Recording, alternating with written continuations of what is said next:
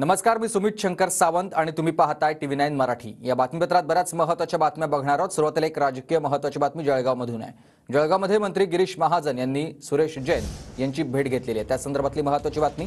शिवाजीनगर येथील सुरेश जैन यांच्या निवासस्थानी दोन्ही नेत्यांमध्ये बंद दाराआड चर्चा झालेली आहे। सुरेश जैन यांच्याकडून कालच शिवसेनेच्या सदस्यत्वाचा राजीनामा देखील देण्यात आला आहे। तुमच्याकडे आहे कारण लोकसभा निवडणुकीत तुम्ही राजीनामा दिला आहे आणि तुम्ही आता जळगावमध्ये आहे, तर साहजिकच सगळ्यांना हाच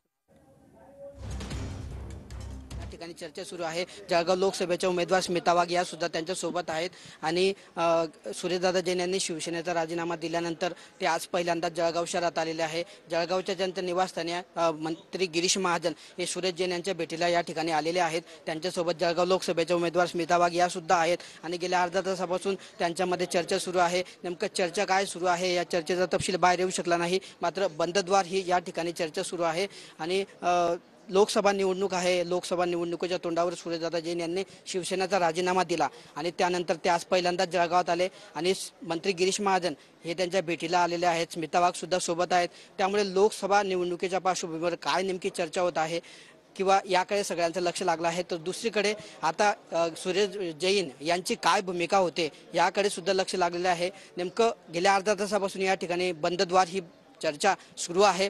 गिरीश महाजन त्यांच्यासोबत स्मिता वाघ सुद्धा आहे। लोकसभा निवडणूक आहे, त्यामुळे या सगळ्या एकंदरीत ज्या घडामोडी बघितल्या तर लोकसभा निवडणुकीच्या पार्श्वभूमीवर गिरीश महाजन यांनी सुरेश जैन यांची घेतलेली भेट खूप महत्त्वपूर्ण मानली जाते आहे।